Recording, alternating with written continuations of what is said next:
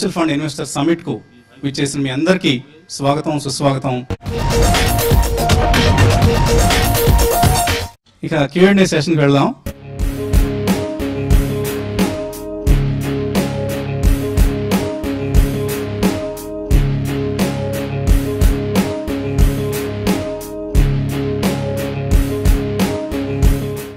Ten years lakhs deposit చేస్తే 18 lakhs వస్తుందని చెప్పారు.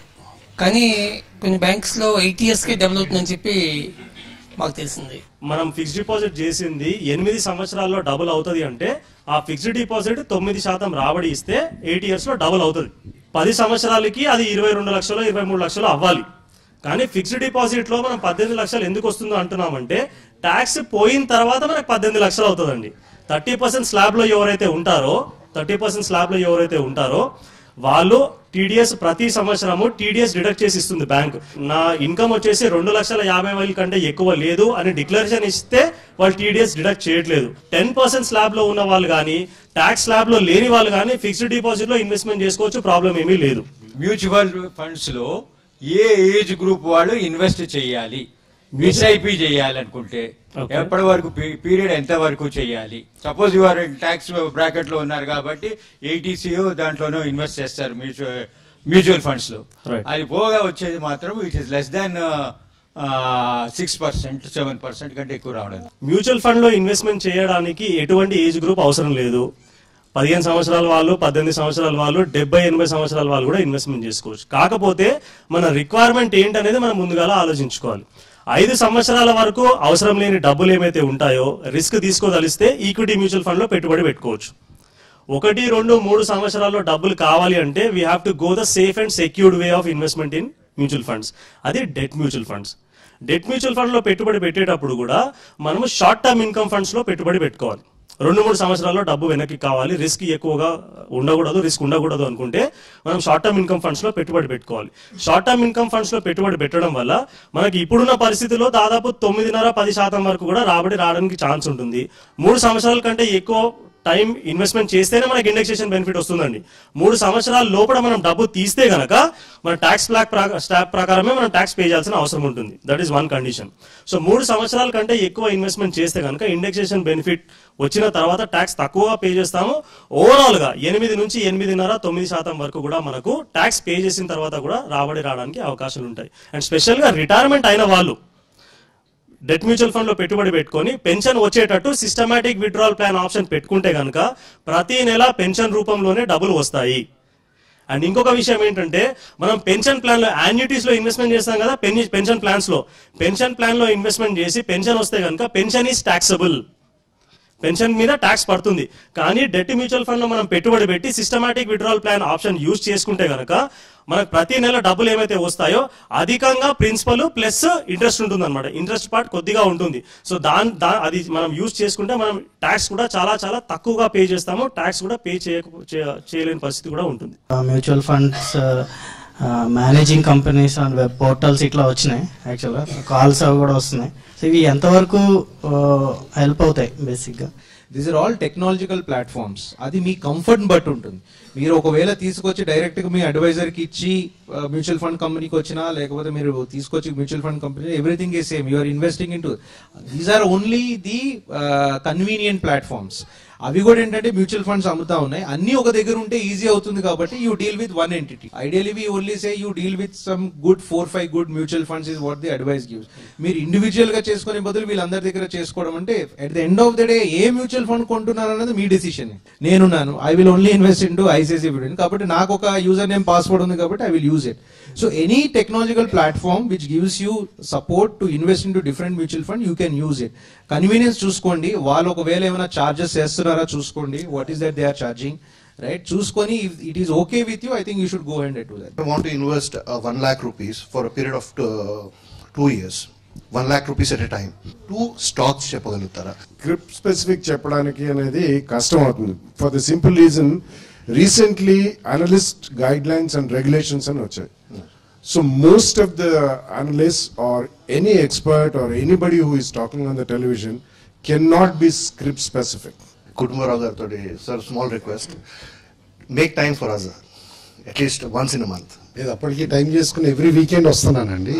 నేను ఏదైతే వీకెండ్ రికమెండ్ చేస్తున్నానో I see to it that I don't I see to it that I don't purchase a single share of that either on my name or my family members' names or anything for the past several months also. That care even I have to take now because being in a responsible position also. In fact, I have stopped doing trades also for the last 1 year in my own account. Like last week I have recommended one Kalahasti pipes. It has gone up tremendously. In fact, many were calling me and saying, sir, it has gone up by 25-30% in just 1 week. That doesn't mean I have purchased the stock or any of my family members have purchased the stock. ఎందుకంటే regulatory environment అంత strict అవుతుంది అనమాట. ఇప్పుడు ఒక fund 10 years నుంచి 15% పైన growth ఇస్తుంది. ఇంకో fund 1 or 2 year back start అయింది, అది కూడా బాగానే ఇస్తుంది. అయితే 10 years బ్యాక్ ఎన్ఏవి ఎక్కువ ఉంది, ఇదేమో తక్కువ ఉంది ఎన్ఏవి. ఇప్పుడు నేను ఏది కొనాలి, ఏది కొంటే బెటర్? రెండు సేమ్ రిటర్న్ ఇస్తున్నాయి కాబట్టి అది 100 రూపాయలు ఉందా అనుకో, ఇది 10 రూపాయలు ఉందాం అనుకున్నాం, రైట్? మార్కెట్ 10% పెరిగింది, ఇవి రెండు కూడా 10% ఇచ్చింది అనుకున్నాం. 100 రూపీస్ ఎంత అవుతుంది సార్? 10% అంటే 110 అవుతుంది. 10 రూపీస్ ఎంత అవుతుంది? 11 రూపీస్. మీరు అందులో 1,00,000 పెట్టారు, ఇందులో 1,00,000 పెట్టారు. ఇందులో పెట్టినా 1,10,000, అందులో పెట్టినా 1,10,000. So it's a percentage. So 100 రూపాయలు 110 అవుతుంది, 10 రూపాయలు 11 అవుతుంది. కాబట్టి ఎన్ఏవి షుడ్ నాట్, ఇన్ఫాక్ట్ 100 రూపాయలు వచ్చిందంటే 10 రూపాయల నుంచి జర్నీ బిగిన్ అయ్యి 100 రూపాయలకు వచ్చింది. So it has done something. So NAV should never be the criteria for judging a fund. You look at long track record, 3 years, 5 years, 10 years track record చూసుకుని you should invest. So NAV should not be the way you should look at in. What are the top 2 mid-cap funds? Second question, what are the top 3 debt funds? Third question, do you suggest any sectoral funds? Sectoral funds లో investment చేసేటప్పుడు మనం entry and exit time చేసుకోవాలండి. So అది లో సైకిల్లో ఉన్నప్పుడు investment చేసుకొని peak లో ఉన్నప్పుడు బయటికి రావాలి. It's the most difficult thing to do. So మనం ప్లేన్ డైవర్సిఫైడ్ ఫండ్స్ లో ఇన్వెస్ట్మెంట్ చేసుకుంటేనే మంచిదండి. So somebody who has low risk appetite and goals కి ప్లాన్ చేసుకోవాలంటే plain diversified funds are always better. High risk appetite ఉంటే sectoral funds లో investment చేసుకోవచ్చు, but ఆ సైకిల్ అనేది క్యాచ్ చేయాలి. అది చేయగలిగితేనే మనకు అధికంగా రిటర్న్స్ వస్తాయి, లేదంటే it's always better to invest in diversified funds.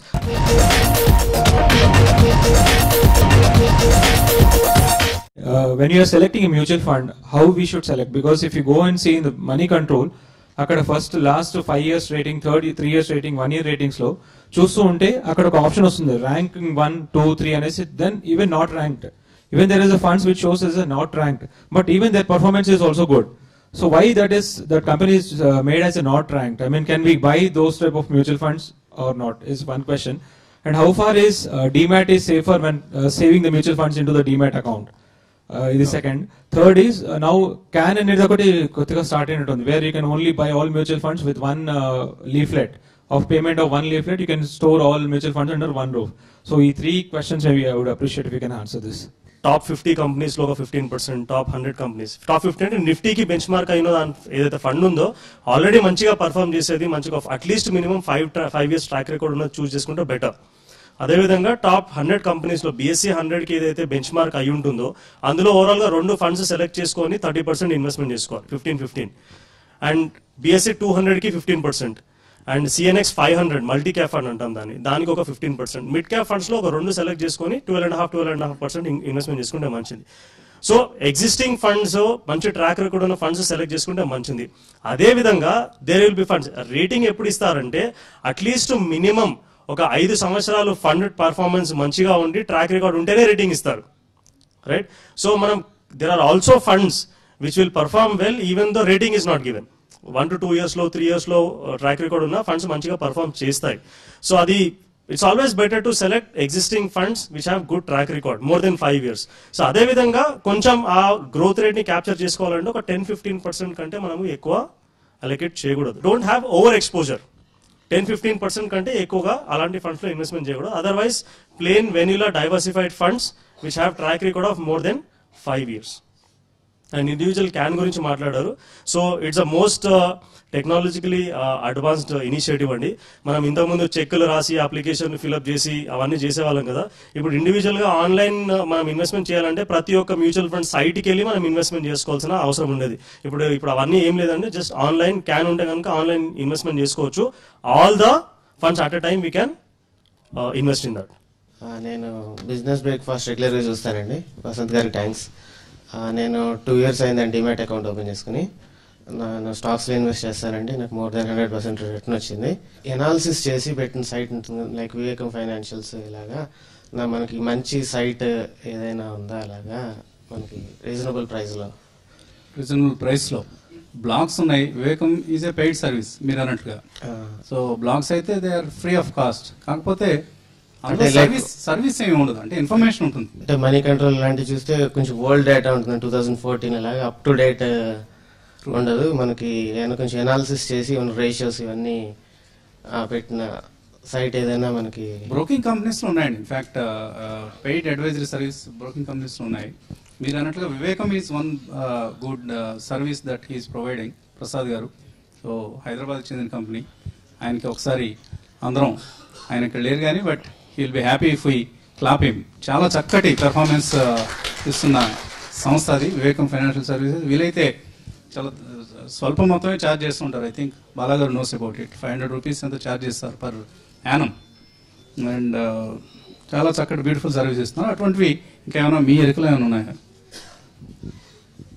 ఇంకా చాలా ఇండిపెండెంట్ బ్లాగ్స్ ఉన్నాయండి, మంచి మంచి లైక్ వాల్యూ పికర్ అవనండి, ఐఏఎఫ్ గ్రూప్ అవనండి, ఇట్లా డిఫరెంట్ గ్రూప్స్ ఉన్నాయి. మీరు జస్ట్ స్కాన్ చేస్తే ఉంటుంది. జస్ట్ బికాస్ పెయిడ్ సర్వీస్ ఉంటే ఆ పెయిడ్ సర్వీస్ తోటి బెస్ట్ ఆఫ్ ది ఇన్ఫర్మేషన్ వస్తుందని మీరు అనుకోవద్దు. లైక్ ఎందుకంటే ఈక్విటీ మాస్టర్ కానీ ఇట్లా మనీ కంట్రోల్ కానీ చాలా వరకు ఉన్నాయి. బేసికల్లీ చాలా వరకు paid services they are concentrating on only short term investments. Long term చాలా తక్కువ మంది కాన్సన్ట్రేట్ చేస్తున్నారు. ఎందుకంటే పేషెన్స్ కూడా ఉంటలే ఇన్వెస్టర్స్కి ఉన్నమాట. వాళ్ళ కాన్సన్ట్రేషన్ కూడా అట్లా తగ్గింది అంటే మన మూలానే. చాలా మంది ఇన్వెస్టర్స్కి పేషెన్స్ లేదు, 3 monthsలో కావాలి, 2 monthsలో కావాలి రిటర్న్స్ అంటంలో. Most of the recommendations in paid services are focused towards ఆ పార్ట్ అనమాట ఎక్కువ. మ్యూచువల్ ఫండ్స్ ద్వారా బెనిఫిట్ పొందిన వాళ్ళలో నేను ఒకనండి. నేను ఒక 20 years జాబ్ చేశాను. జాబ్ చేసినప్పుడు కూడా ఒక 5 years బ్యాక్ నుంచే నేను సిస్టమేటిక్ ఇన్వెస్ట్మెంట్ ప్లాన్లో చేసి మళ్ళీ సిస్టమేటిక్ విత్డ్రాయల్ కూడా పెట్టాను, ట్యాక్స్ ఎవర్లో కానీ అదర్ మ్యూచువల్ ఫండ్స్లో కానీ. So what ever the documentation part అదంతా కూడా మా ఫాదర్ మాకు నేర్పించారు, అది ఫాలో అయిపోయాం. సో నేను ఇప్పుడు ప్రస్తుతం రిటైర్ అయ్యి ప్రొఫెషనల్ ట్రేడింగ్ చేసుకుంటున్నాను. ట్రేడింగ్లో వచ్చిన డబ్బులు కానీ ఇంతకుముందు జాబ్లో చేసిన డబ్బులు కానీ I'm investing in mutual funds instead of bank accounts. Bank అకౌంట్స్లో ₹1 కూడా పెట్టాను, జస్ట్ ఒక 5,000 అట్లు పెట్టుకొని లిక్విడ్ ఫండ్స్లో పెట్టుకుంటాను. అయితే ఇప్పుడు క్వశ్చన్ ఏంటంటే సార్, మా బ్రదర్ వాళ్ళ అబ్బాయి యూఎస్లో జాబ్ చేస్తున్నాడు. He wants to invest, I want to invest in with mutual funds, is also accepted. So ఎన్ఆర్ఐస్కి మ్యూచువల్ ఫండ్స్లో వాళ్ళ పేరు మీద ఇక్కడ ఇండియాలో కానీ లేదంటే వాళ్ళ ఫాదర్ పేరు మీద కానీ లేకపోతే వాళ్ళ క్లోజ్డ్ రిలేటివ్స్ పేరు మీద కానీ లేకపోతే వాళ్ళ పేరు మీద కానీ చేయాలంటే ప్రొసీజర్ ఏంటి? Just I want to know. Okay okay good question అండి. ఇప్పుడు except US and Canada investors ఎవరైతే యుఎస్ అండ్ కెనడాలో ఉన్నారో ఇప్పుడు వాళ్ళు తప్ప ఇంకా ఏ ఎన్ఆర్ఐ అయినా ఇన్వెస్ట్మెంట్ చేసుకోవచ్చు అండి.